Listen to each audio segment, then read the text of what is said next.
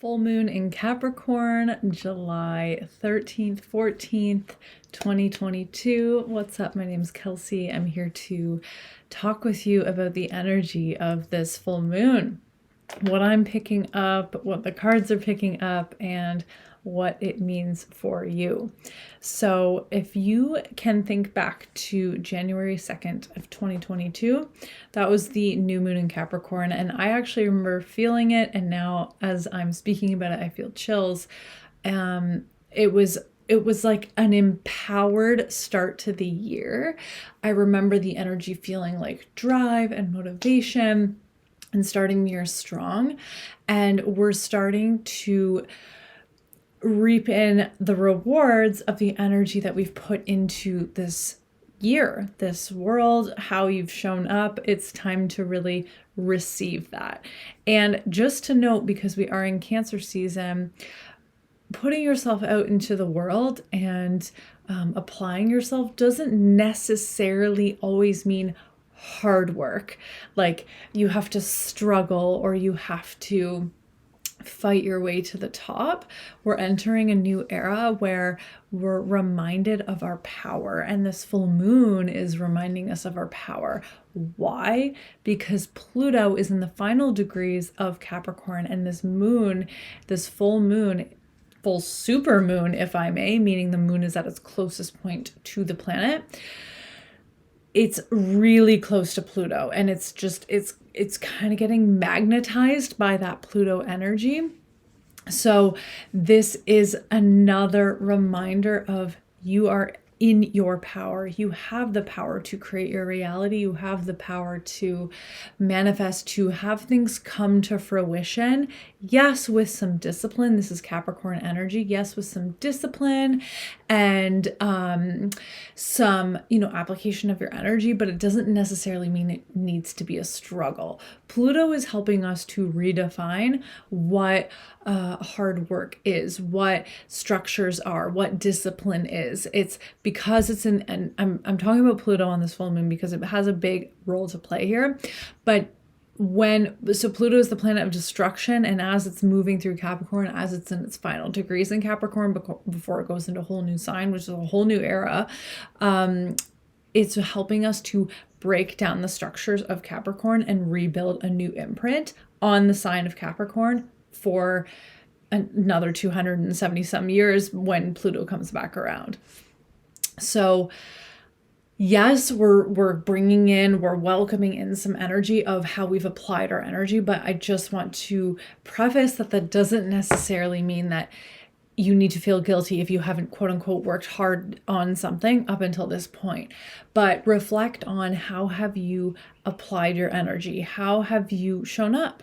How have you shown up energetically with intention?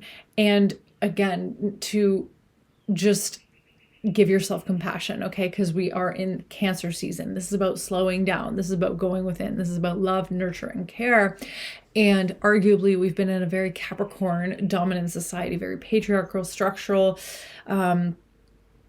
society on this planet. And I think really tapping into the energy of Cancer during Cancer season on this full moon is a great reminder that yes, there's the yang, but don't forget the yin. Don't forget that just by being who you are, just by being the authentic soul that you are on this planet, is beautiful work that you're bringing. The light that you have is beautiful work.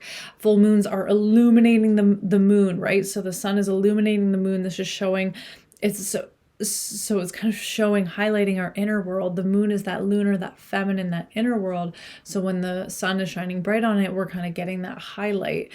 So transmission here, long story short, just give yourself that love. Don't forget that just by your soul being lit up by the sun, by the moon, by the cosmos, by whatever lights you up is enough. Okay.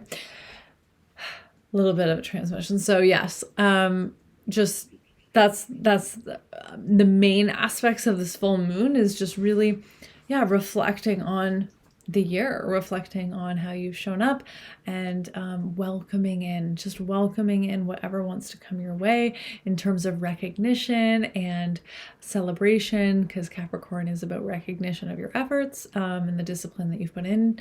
So just celebrate yourself for wherever you're at.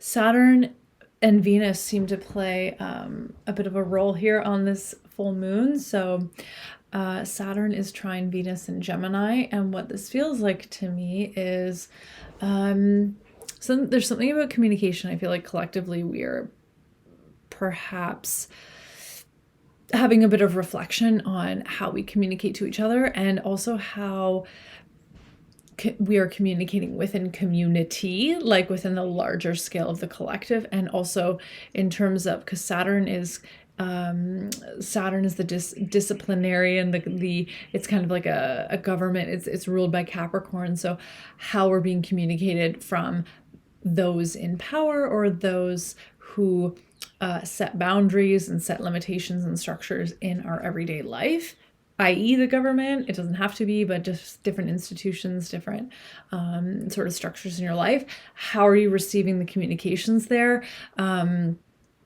Yeah, I think we're just being asked, because Saturn's also in Aquarius, is about breaking the mold of that. So considering the words that you're receiving, the information you're receiving, I think, again, or just sort of reflecting on that, really valuing, okay, what's my truth? What's important to me?